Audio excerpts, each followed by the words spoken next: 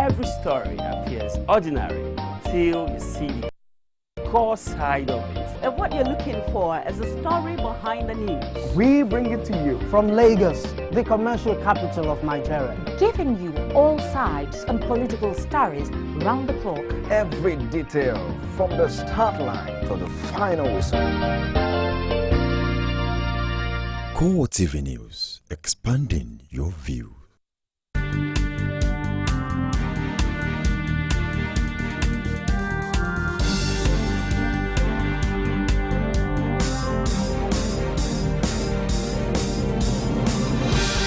Hello, good evening. Welcome to CoreTV Primetime News. I'm Nifemi Oguntoye. In our top story, federal government scraps the Shopee program.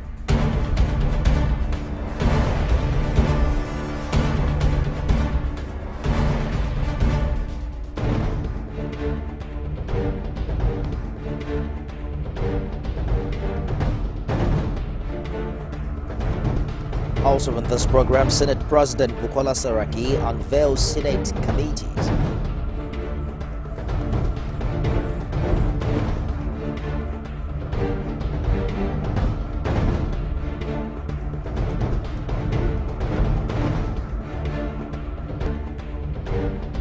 The Federal High Court in Abuja admits exhibits linking Charles Oka to the 2010 Independence Day bombing in evidence.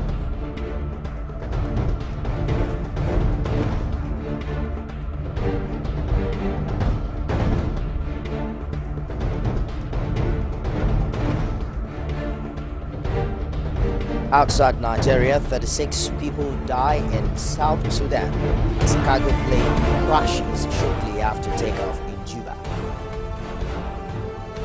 Thanks for joining us again. President Muhammadu Buhari has abolished the Subsidy Reinvestment and Empowerment Program Shopee. The president also ordered the Presidential Committee and workers of the agency to close shop. The order was delivered to Shopee Committee via a letter from the Office of the Secretary to the Government of the Federation, SGF. President Buhari in the letter directed the panel to wind down the operations of Shopee on or before October 31, 2015 and submit a comprehensive report of its activities to the presidency. Buhari also ordered a probe into the activities, funding and expenditure of the agency. Meanwhile, President Muhammadu Buhari says all efforts to achieve political stability and maintain peace in Africa will continue to receive Nigeria's full support. Speaking at an audience with special envoys of President Pierre Nkurunziza of Burundi, President Buhari said that under his leadership, Nigeria will remain at the forefront of efforts to achieve enduring peace, security and progress in all African nations. This, the president says, it's because whatever happens elsewhere in Africa affects Nigeria directly or indirectly. President Buhari also declared that African leaders must do their best to achieve greater peace, political stability and security within their countries so they can give more attention to the urgent task of improving the living conditions of their people. The Senate wants the federal government to probe the utilization of the various intervention funds meant to curb unemployment in the country. The resolution is in line with a motion tabled by Senator representing Akwa Ibom Northeast, Basi Albert. He described the situation where about 2 trillion naira expended on intervention funds has had no measurable impact as a calamity. We'll bring you details of that story later on. Senate President Bukola Saraki has announced the names of chairman and vice chairman of standing committees for the 8th Senate. He read out the list just before adjourning plenary to Tuesday, November 10. The list of 65 includes 60 standing and 5 special committees and has Senator George Akume put in charge of Army, Ahmed Lawan in charge of Defense, Hope Uzodima Aviation, Oluremi Tinubu in charge of Women Affairs and James Manager in charge of Power. Others are Abdulaziz Nyako of Special Duties, Petroleum Downstream is being taken care of by Uche Winefe and Appropriation for Danjuma Goje. The Senate now has full complement of 109 senators. This follows the swearing-in of Babakaka Garba as senator representing Borno Central. The senator emerged winner in Saturday's by-election to occupy the seat left vacant after Ahmed Zana's death. And defend the Constitution of the Federal Republic of Nigeria. And that I will abide by the code of conduct contained in the fifth schedule of the Constitution of the Federal Republic of Nigeria. So help me God.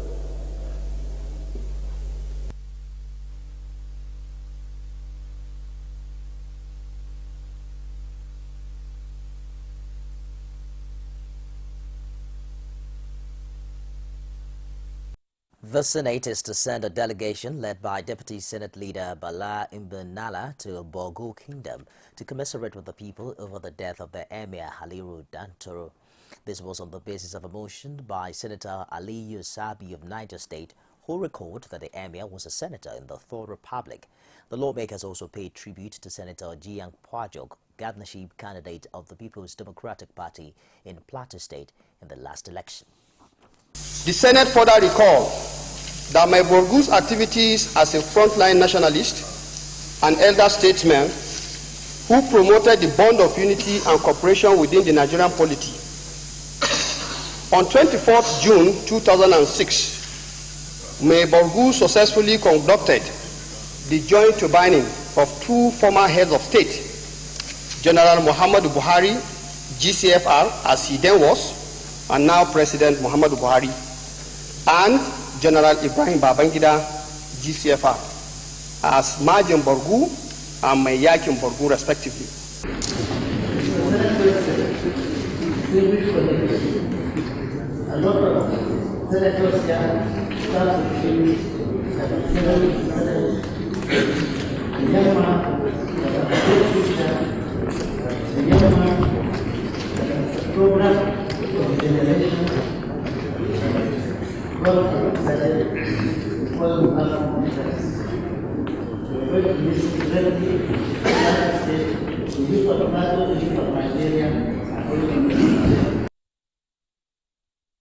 The House of Representatives is to probe alleged plan by the National Electricity Regulatory Commission to pay the chairman and 6 board members more than 2.7 billion naira as severance allowance.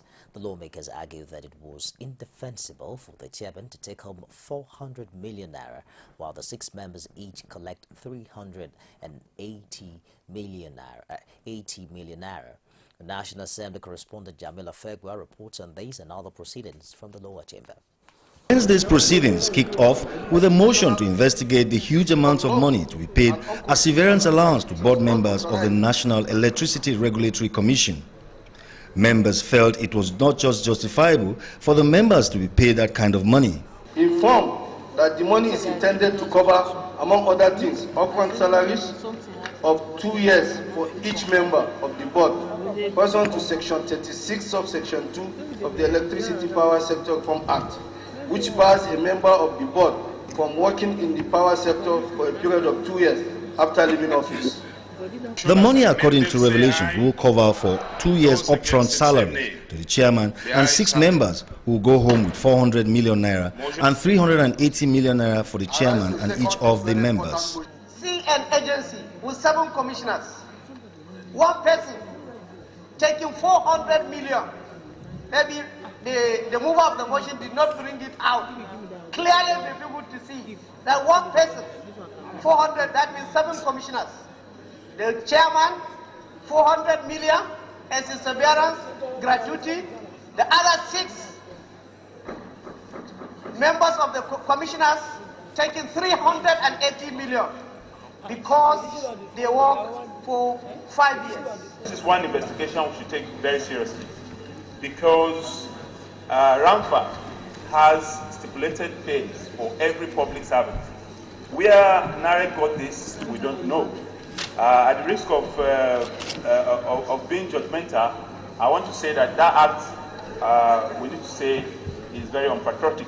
The high point of the day's proceedings will be the bowing out of Khadija Puka Abba Ibrahim, who, having been confirmed minister-designate, is leaving the House of Representatives. I am unhappy because I'm going to miss you all, but I take solace in the fact that the job of nation building is a collective responsibility of different arms of government, which means that our path will definitely cross again. In the course of rendering service to the people, I admit that I am human and only God is infallible. So I may have caused offense to some people. Such certainly was not deliberate nor intentional. I therefore ask for forgiveness if I have offended you in any way. House Leader Femi Gbajabiamila praised the minister-designate for her dedication, responsibility and simplicity in the discharge of her duties since coming into the House of Representatives in 2007. Honorable Khadija, those of us who know you very well, admire your courage, admire your poise, admire very much your intellect and your composure. Many motions, including one on National Health Insurance Scheme and other infrastructures, were dropped or either withdrawn. Jamil Afegwa, CoreTV News, Abuja. Honorable Udim, I thought you would lead the escort party. As the immediate past Benue State Governor, Gabriel Suswan, continues the legal battle over allegations of corruption, his successor Samuel Otom says his administration will ensure the return of all looted funds from the state treasury. Governor Otom reaffirmed these in a chat with State House correspondents after a closed-door meeting with President Muhammadu Buhari at the presidential villa. He insisted that he met a deficit treasury, but noted that residents of the state are in favor of him setting up panels to recover all looted government assets. You're watching CoreTV Primetime News. We'll be back with more stories after this break. Do stay with us. It's a new dawn in Nigeria, and the mantra is change.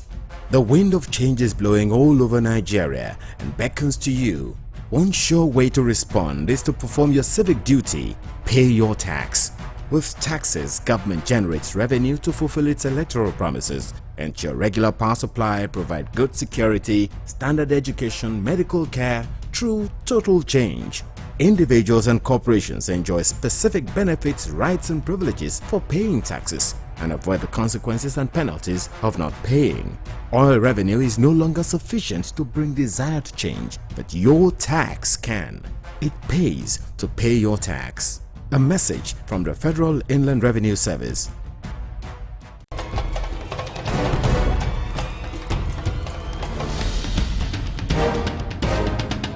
This is what the people are saying. You don't run a big economy with generator. They need to do more in terms of energy and power. Many things to do for this Nigeria about lights, water and new TT. For Nigerians that are not gullible, we know that good laws have done nothing good for this country. Buhari won the election convincingly. Talk to her husband that you should keep promise about what you said, and because people are watching you, you know, another election is coming. Also, some people will stand for Yoruba land, will be strong man. You don't die. This nation is moving forward. The best is going to take place. The people giving voice to the voiceless. If you just joined us, you're on to CoreTV Primetime News. A reminder of our top story. Federal government scrapped subsidy reinvestment and empowerment program, SHOPI.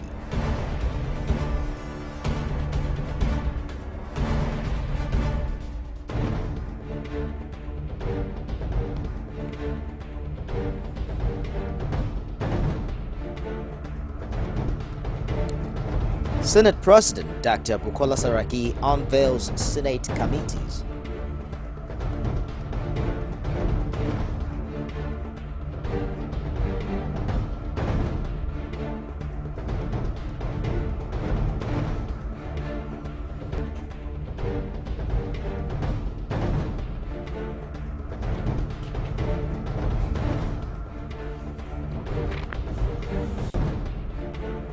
Federal High Court in Abuja admits exhibits linking Charles Oka to the 2010 Independence Day bombing in evidence.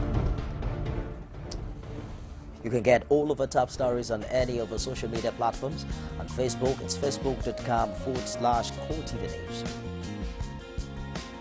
Our Twitter handle is at CoreTV News NG. And you can Subscribe to our YouTube channel. It's youtube.com/CoreTV. Over space and news. News just in now, President Muhammadu Buhari has approved the sum of 413 billion naira as subsidy payment to the Independent Petroleum Market Association of Nigeria. This is apparently in response to news making the rounds that the gradual return of queues at petroleum products dispensing station in several parts of the country over the last few days is due to the non-payment of subsidy backlog by the federal government. The approval is also expected to pave the way for the payment of subsidy claims by independent marketers and ensure the continued availability of the product. While the Ekiti State Chapter of the People's Democratic Party and All Progressives Congress continue their battle of wits, the PDP seems to be losing in the battle for now, with a massive exodus from the People's Democratic Party in Ekiti State due to alleged growing discontent within the party. Rashid has details in this report.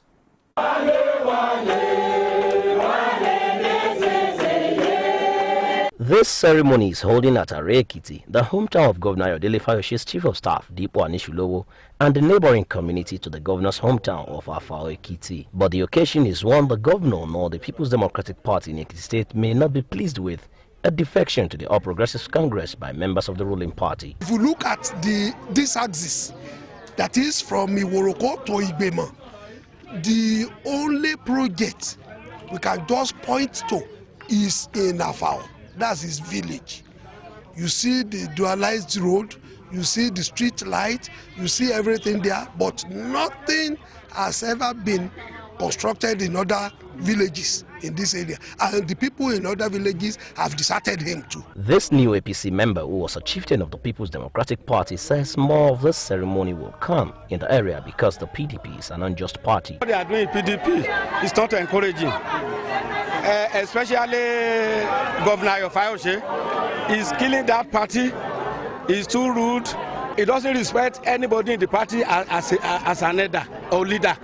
He talks to anybody as he talks to his boys. I can boast my chest that at least 1,000 will cross from PDP to APC. With this new twist in the political turf in Ekiti State, the days ahead promises more drama. Rashid, CoreTV News, Ekiti. With a few weeks to the forthcoming elections in Kogi and Bayelsa State, with rerun in some others, the transparency of INEC is once again a matter of public discourse. Correspondent Olajumoke Olatunji spoke with some analysts in this report. The new National Commissioner, Amina Bala Zakari, who was acting INEC chairman, is representative of the Northwest, Taiwo Kosi, representing Kogi North Central, Alhaji Baba Shatima from Borno Northeast, Mohammed Mustafa Leke, Edo South-South, and Shoyebi Adedeji Solomon, Ogun Southwest. The nominees appeared before senators at the Red Chamber, where Yakubu pledged to Nigerians some of those things he will do as the chief electoral umpire. Out of the 8, 5 came from the southern part of this country, 3 from the northern part. The highest honor came from the southwestern part of the country, and none from the geopolitical zone where I come from, the northeast. So I've reconciled myself to the fact that I'm a Nigerian. Compromise for what? The most important responsibility to discharge is the service to the Federal Republic of Nigeria, to which I'm committed. The sensitivity of the chairman of the electoral umpire, INEC, is a huge task and considered to be highly secluded. Following the lapses in the last general elections, analysts seem divided on the expected transparency in the forthcoming elections in Kogi and Bayelsa states, including the rerun in some other states, particularly with keen interest is Rivers State.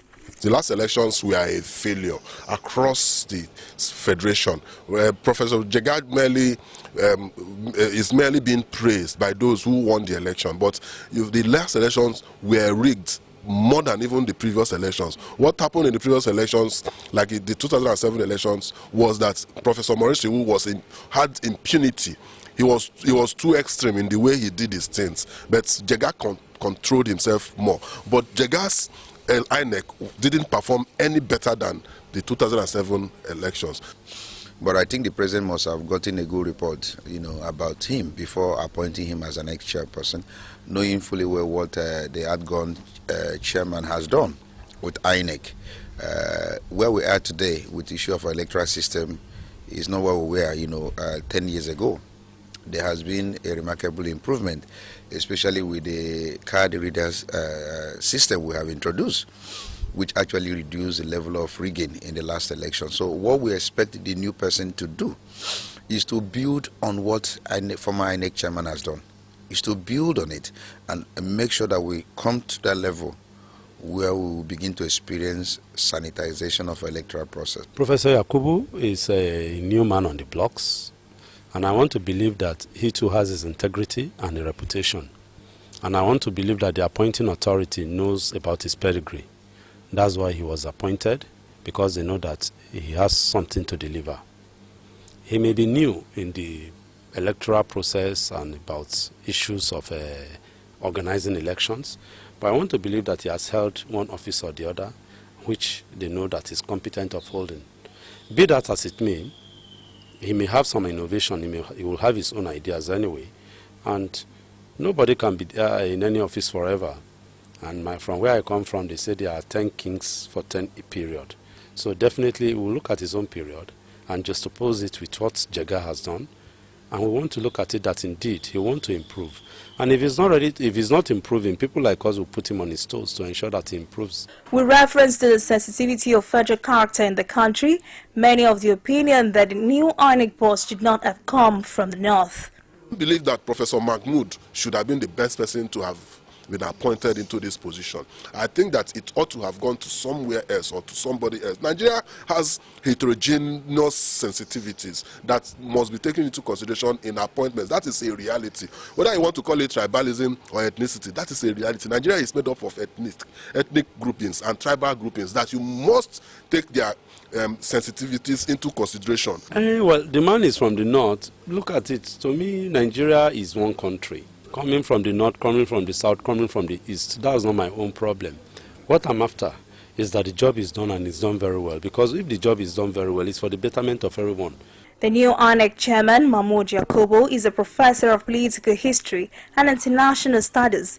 He's also said to be an expert in guerrilla warfare, terrorism and counter-terrorism. He was until his appointment the executive secretary of the Tertiary Education Trust Fund. Olajumoke Olasuji, CoreTV News, Lagos.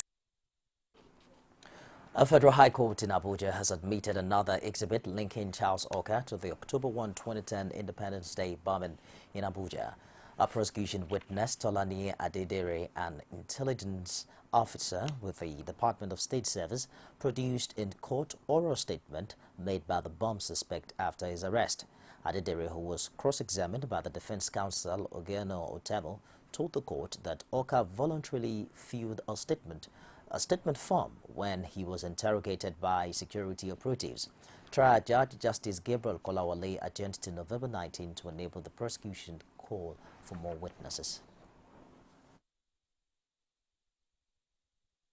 Continuing hearing today, I will call an additional witness who gave evidence, and then we have adjourned to 19th to continue.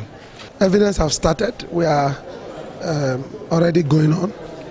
And I think it is only after evidence has been led that the court can take a position on it. So it is only at that point that anybody can talk about being satisfied or not. Meanwhile, another federal high court in Abuja, I understand will bring you more stories from the Federal High Court in subsequent bulletins. But away from that, back to Lagos, residents of Oko Baba Plank Market in the Butemeta area of Lagos has been recounting the losses suffered following another fire outbreak at the Plank Market, the latest in a series since last year. Our correspondent Sarah Ayeko, who visited the market, now reports. Oko Baba, a suburb in Lagos, on Tuesday experienced another fire outbreak, the latest in the series to hit the area in recent times. Residents in the area are, however, unhappy about the frequency of fire outbreaks in the area. Although they commend the fire service for its response and doggedness, but blame a hotel from where the fire allegedly started from. 30, exactly. Around 4 p.m., we were all seated here playing draft, and then we heard someone shouting fire, fire. When we got to the place, we saw flames from 2 closely situated hotels. I heard they were using gas to cook. I could not enter to see for myself because the fire was spreading rapidly. I supplied water to assist in quenching the inferno. Even my water tanks were burnt. The fire service agency were here to quench the fire, but some residents blocked their way with properties saved from the inferno. We seek assistance from the government. Some people don't have anywhere to go, and the government should build with blocks, not planks, to avoid a recurrence. And the government should build with blocks and planks. And the government should build with blocks, not planks, to avoid a recurrence. After the 4 o'clock service, on my way coming, some people just call us, I see fire. And then on our way getting to that place, we've seen that we cannot be able to do anything again.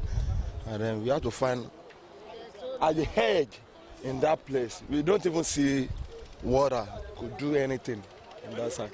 And then we have to find 1 or 2 ways to do our distance, to rescue the people that are living there. And then why some people get a sawmill, some people have a small scale business, like wooden machine, turning machine, and so on, which we help them. That's where I sustained this injury yesterday. Speaking with CoreTV News, the Lagos State Fire Service Director says what he feels is the issue behind the sudden upsurge of fire incidents in Lagos State. 70% of the emergencies responded to were as a result of human error, carelessness on the part of our people. People are not careful about the way they handle electrical appliances. If you discover what is happening when people say voltage, high voltage will never come if it's not our own making. He also has this advice for Lagosians. We should remember anytime there's an emergency. I can't believe why people memorize the numbers of the appliances and they cannot memorize the emergency toll-free lines. Anytime there's an emergency, that's one of the best dividends of democracy that the state government has given to anybody. While the fire service will continue to work to put out blazes from such disasters and also issue advice, the bulk, however, stops at the table of the average Lagosian to put an end to the almost daily reports of fire outbreaks. The recent reappearance of queues at few stations in Lagos has again raised the anxiety level, with many Lagosians wondering if the dreaded fuel scarcity has returned. Correspondent Celia Tojo went round some food dispensing stations in Lagos and found in this report presented from our studios. As the year gradually comes to an end, the rumor of fuel scarcity is rearing its ugly head yet again, with some food stations closed for business. CoreTV News crew went round some food stations in Lagos, in Bagada and Alakpere, that were dispensing to commuters, with the station managers maintaining that there is no scarcity, though they refused to speak on camera. I left home this morning. I went for a board meeting in Lagos, and I was coming back, and I just dropped in, and within 5 minutes I'm being served. Do you know how many places I've been to? From inside Alakpere, turn around to Ogudu, everywhere. I did ask them. They told me no fuel, and I left. But for these commuters, the issue is still not clear, as some filling stations, according to them, are not selling the product. I beg we dey suffer for fuel. See now, they no fit work. No fuel. May they consider us, may they assist us. I beg. Well, basically, we don't understand why, because people don't know. It's just when you pass, filling stations that you see cars, piling up, and you're wondering why. So everybody's trying to, buy fuel down so that, we don't understand what's happening, why there's fuel scarcity, basically. Some filling stations they don't have, some are having. CoreTV News, however, observed that at Akon filling station in Alakpere, there was no sales of petroleum products. Away from that story, residents of Kubwa, a satellite town in the Federal Capital Territory, would have to do without pipe-bomb water for the next 4 days. This is because of a major burst on the main water pipe at Railroad Terminal, Kilometer 19, by Dantata Estate Town developers in Kubwa. City authorities have confirmed the damage and have said they intend to begin repair work as soon as possible. Permanent Secretary John Chuku said in a statement that he has directed immediate repairs to ensure the continuous supply of clean potable water to all the residents of the territory. He added that residents of Kubwa will experience disruption in water supply from Thursday, November 5 to Sunday, November 7, 2015. The Joint Account Allocation Committee of the FCT has distributed 1.35 billion naira to 6 area councils of the Federal Capital Territory from the Federation account. These and more stories you'll find shortly on our business segment. Join us again. You can now watch CoreTV News live from anywhere in the world on our website www.coretvnews.com. Click on Live TV on our website and watch us live. And welcome to CoreTV Primetime Days. To follow us on Twitter, click on Twitter icon on our website. On Facebook, click on the Facebook and YouTube to see all our previous news production. You can also watch us live on YouTube. Click CoreTV, leave a space, then News. CoreTV News, a 24-hour news station.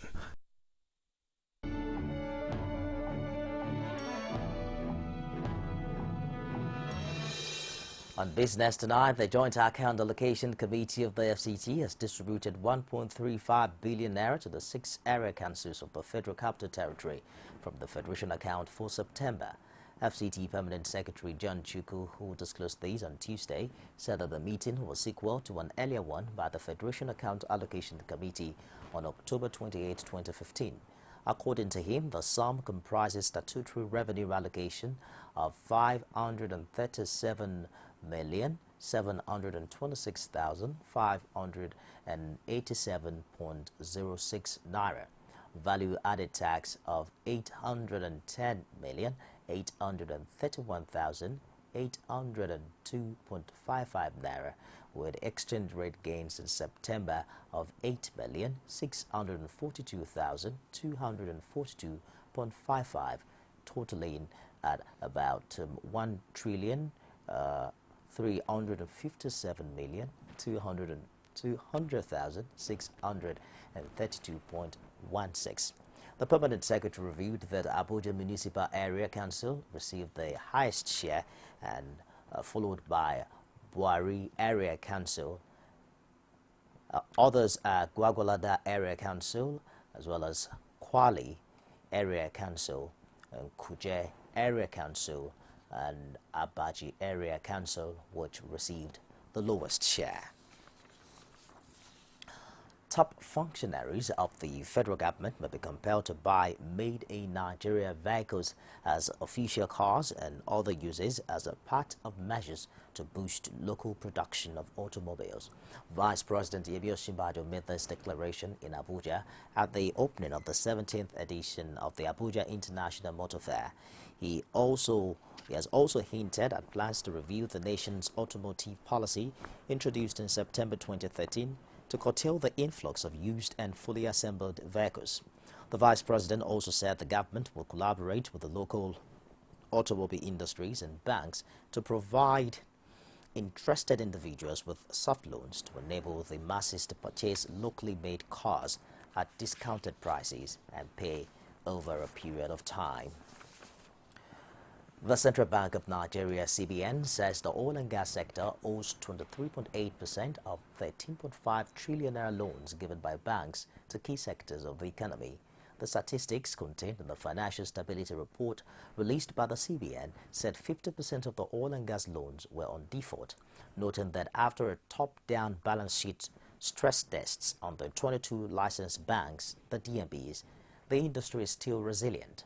The Apex Bank's Director, Financial Policy and Regulation Department, Calvin Amugo, added that the report, which is for last June, indicated that although the proportion of credit to the sector declined by 0.6 percentage points against December last year position, credit to the sector grew by 26.3% in absolute terms, similar to the rate of the total credit growth. He said the industry capital adequacy ratio, the CAR, remained above the prudential hurdle rate at 13.55%, but was 0.52 percentage points lower than it was in December under the same scenario. Bisade Ologunde, better known as Lagbaja, has said the reason he's still relevant in the music industry is because he's strict with the business side of his music. The masked singer made this known while giving his view on intellectual property rights and the scourge of piracy bedeviling the music sector during the second day of the Kosan Week, which held at the Sheraton Hotel and Suites, Ikeja, Lagos. Themed intellectual property rights in the digital economy, Lagbaja, in his opening submission on the panel, said Bill Gates is the richest man in the world because he created the software used by computers and until recently did not build computers, only writing the software programs that run the computers. He decried the absence of stringent punishment to serve as a deterrent to those who break copyright laws. Lagbaja also lent his voice to the cry of Nigerian entertainers against the scourge of piracy and the Alaba boys. Sport is next. Power style, that's what he delivered. Usain Bolt storming, now he takes Puyol with a flying lead. Go taking them out in the lead and really.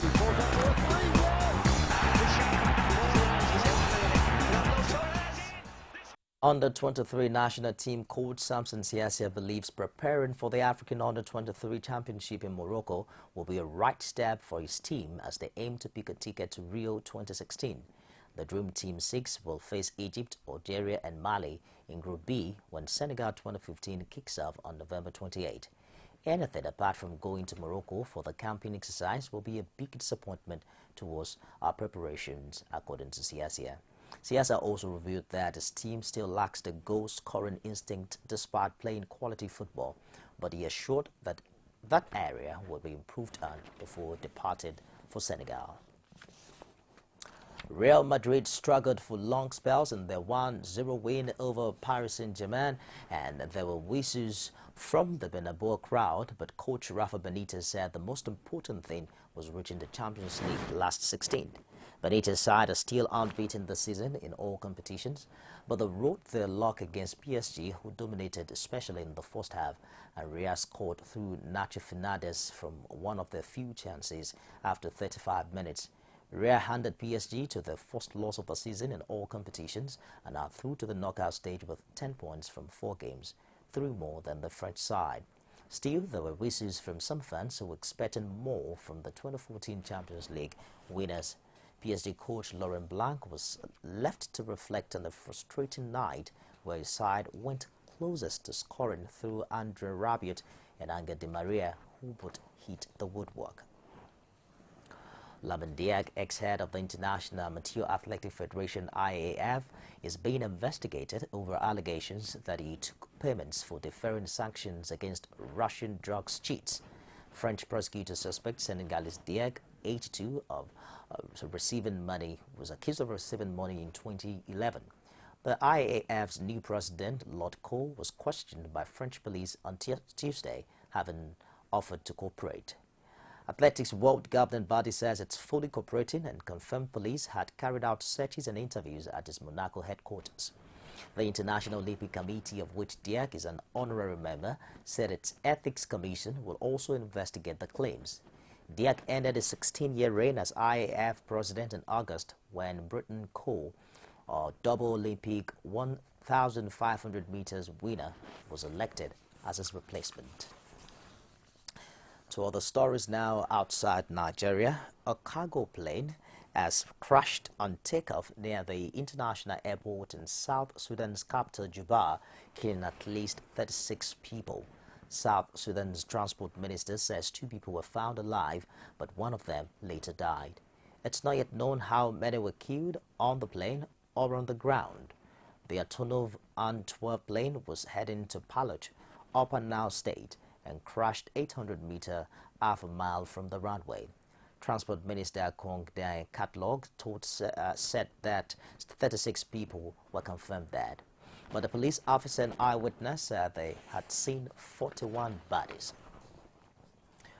At least 17 people have been killed and over 75 others injured after a factory of 3-story building collapsed in the industry area of Lahore in Pakistan's east. Rescue official Jam Sajan Hussain said dozens of other laborers remain trapped under the rubble.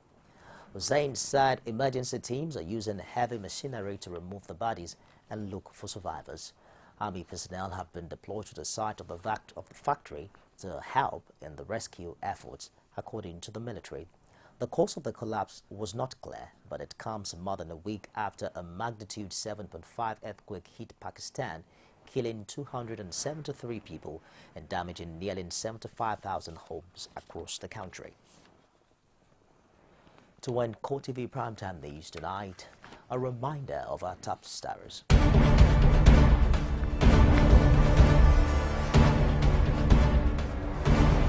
Told you that the federal government has scrapped the subsidy reinvestment empowerment program under former President Goodluck Jonathan.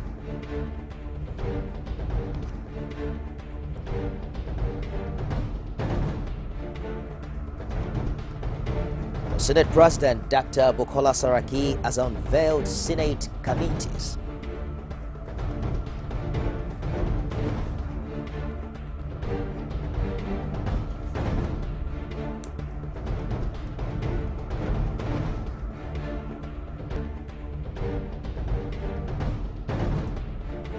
Federal High Court in Abuja admits exhibits linking Charles Oka to the 2010 Independence Day bombing in evidence.